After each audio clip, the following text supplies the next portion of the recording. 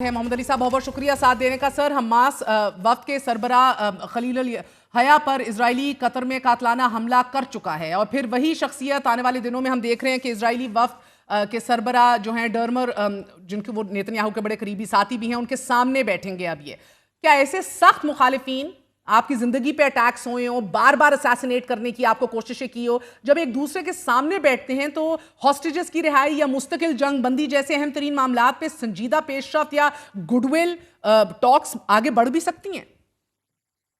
बहुत शुक्रिया महर। मैं समझता हूँ कि तारीख में बहुत दफ़ा इस तरह हुआ है कि हज़ारों मुखालिफिन को हलाक करने के बाद भी मुल्क और मुताहरिब क़ुव्वतें जो हैं वो मुज़ाकरात के ऊपर आती हैं, और ये एक हकीकत है। और ये मुस्बत पहलू है। आपने तमाम जो उसके मुख्तलिफ पेचीदा पहलू हैं उसको बड़ा जामिया अपने इब्तदाई कलमात में अहाता किया। मैं समझता हूँ कि देखें, बुनियादी तौर पे आसान अल्फाज में तकरीबन 6 स्टेक होल्डर्स हैं इस मसले के, और मुस्बत बात ये है कि उन 6 में से 5 इस वक्त इंगेज्ड हैं। तो ये एक इंक्लूसिव और कम्प्रिहेंसिव प्रोसेस है अमन की जानिब। इसमें अरब दुनिया, मुस्लिम दुनिया शामिल है, हमास शामिल है, महमूद अब्बास की जो हुकूमत है वो शामिल है, इसराइल है, अमेरिका है। एक सिर्फ स्टेक होल्डर है जो कि अक़वाम मुत्तहिदा है, वो बराह रास्त इसमें शामिल अभी तक नहीं है। और मैं रिकॉल करना चाहूँगा, 2 दिन कबल पाकिस्तान के जो मुस्तकिल मंदूब हैं अक़वाम मुत्तहिदा ने, उन्होंने बड़ी अहम बात की थी कि अगर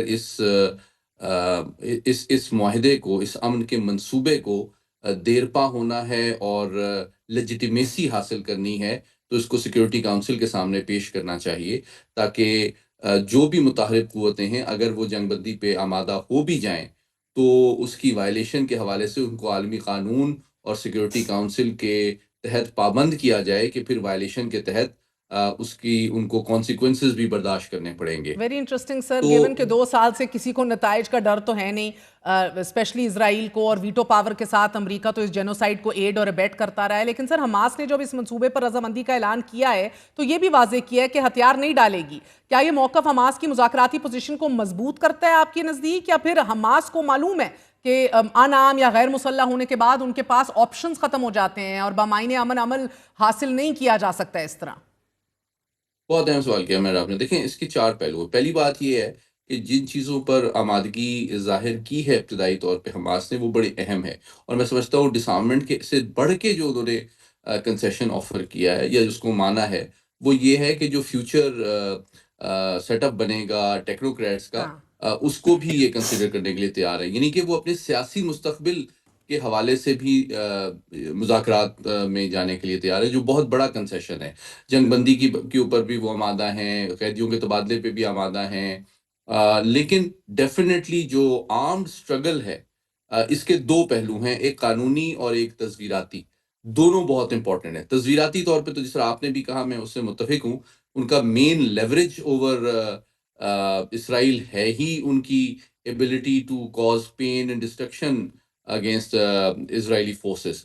और अगर ये लेवरेज से वो दस्तबरदार हो जाएँ डिसआर्ममेंट के नतीजे में, तो अमेरिका या इसराइल की जानिब से कोई वाज़े लीगल कमिटमेंट तो नहीं है कि वो फ्यूचर में भी सो दे हैव नो इस तरह लेवरेज का कोई एसेंशियली ना एक्शन नहीं सर, यही तो करेंगे। मसला है। लेकिन एक एक हाँ। एक और पहलू मैं बताना चाहता हूँ जो इससे ज़्यादा इम्पोर्टेंट है, हाँ। और वो ये है कि आलमी कानून के मुताबिक जो फॉरेन मिलिट्री ऑक्यूपेशन है, उसके खिलाफ राइट ऑफ आर्म्ड स्ट्रगल बैनुल-अक़वामी कानून रिकॉग्नाइज़ करता है।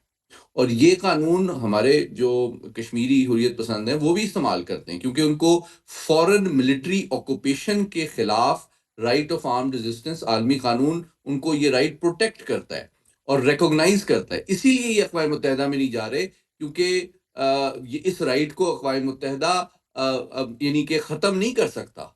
Late me tell you this. दूसरी जानिब जो जेनोसाइड उन्होंने 70,000 के करीब लोगों का किया है, उसपे भी तो उनको खुली माफ़ी नहीं दी जा सकती।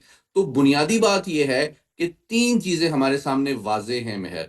ये खुशाइंद बात है कि अमन की जानिब बेशतर बेशतर जो स्टेक होल्डर हैं, तहफ़्फ़ुज़ात रखने के बावजूद पेशकदमी कर रहे हैं। लेकिन ये मसले फ़लस्तीन का देरपा हल भी नहीं है, हम्म। आलमी क़वानीन और आलमी करारदादों जो यूएन सिक्योरिटी काउंसिल के मुताबिक भी नहीं है, और इसके देरपा होने के बारे में भी शदीद मेरे ख्याल में तहफ़्फ़ुज़ात इस वजह से हैं कि अगर हमास डिसआर्म हो जाता है और अमेरिका या इसराइल की जानिब से कोई लीगल कमिटमेंट तो नहीं है, कोई गारंटी तो नहीं है कि फ्यूचर में भी वो इस तरह का एक्शन नहीं करेंगे, और अगर करेंगे तो उनकी तो कोई मुखालफत के लिए भी कोई अवेलेबल नहीं एब्सोल्युटली सर, होगा। उनके तो आर्मी चीफ ये का भी बयान सुन लीजिए। I mean there is no there bound ही नहीं है किसी चीज से। मुखालिफत तो इसी बात की हो रही है ना, द जेनोसाइड कमिटर, द क्राइम, सबसे बड़ा वॉर क्रिमिनल जो है उसके ऊपर भी कोई तलवार नहीं लटक रही। अब हमास के जो पॉजिटिव रद्द अमल के बावजूद भी इजरायली फौज even right now as we speak बमबारी जारी रखे हुए है। क्या इसराइल जानबूझकर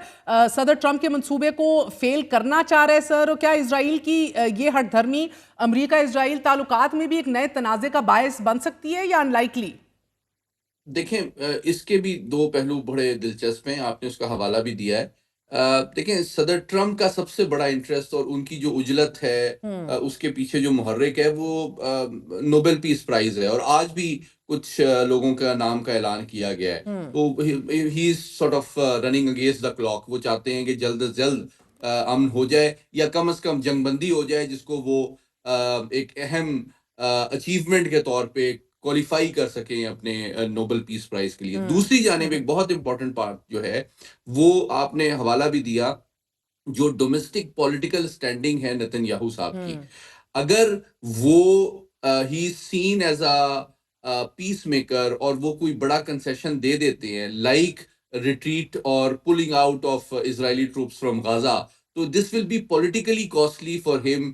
उनकी जो क़दामत परस्त इंतहा पसंद सेहूनी ऑफ कोर्स। कॉन्स्टिट्यूएंसी है उसके अंदर, तो हाँ। वो चाहते हैं कि अमन वो उनकी टर्म्स पे अचीव किया जाए, जिसमें वो जो हमास का सीज फायर है उसको अपने कॉन्स्टिट्यूएंसी के सामने सरेंडर के तौर पे पेश कर सकें, और ये बता सकें कि मैंने इनको मजबूर किया है हथियार फेंकने पे, और मैंने उतने हिस्से पे कब्जा किया है जितना तारीख में किसी इसराइली वजीर आजम ने नहीं किया था, और इस बेसिस पे मैं री इलेक्शन कैंपेन में जाऊं तो I should enter it as a victor, I not as understand that, someone I जिसने अंडरस्टैंड। कॉम्प्रोमाइज किया बिल्कुल है। सर, जो मोदी का डिलेमा है हमारे पड़ोस में, वही उधर नेतन्याहू का भी डिलेमा है। They have much to sell for re election. लेकिन इन हालात में जहां एक तरफ हम देख रहे हैं हमास हथियार डालने से इंकारी है, दूसरी तरफ इसराइल गाजा से मुकम्मल इनखला पे भी राजी नहीं हो रहा, तो कोई हकीकी और पायदार हल किस सूरत में आपको मुमकिन दिखाई दे रहा है? या फिर ये तनाज़ा एक नई और ज्यादा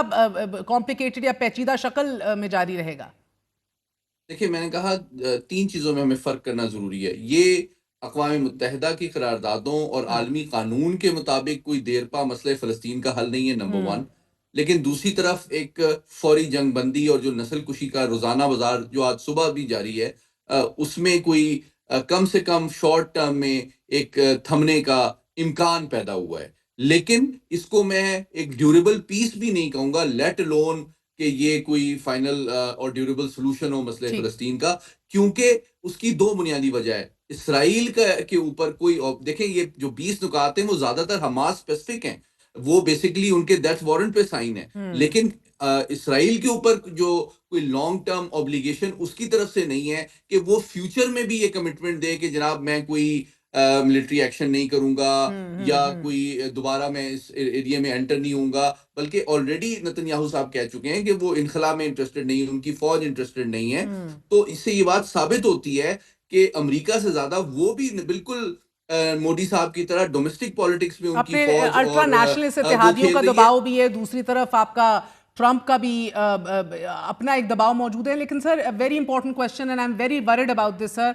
पाकिस्तानी वजारत खारजा सिर्फ सेनेटर मुश्ताक अहमद की हिरासत की तस्दीक कर पाई है, अल्लाह उनको भी खैरियत से वापस लाए, जबकि दीगर 6 पाकिस्तानी शहरियों के बारे में खामोश है। कौन वो क्यों खामोश है सर? पाकिस्तानियों की रिहाई में किरदार क्या अदा किया जा रहा है? I mean, what is the foreign ministry doing? Why is the साकदार क्वाइट अबाउट दिस?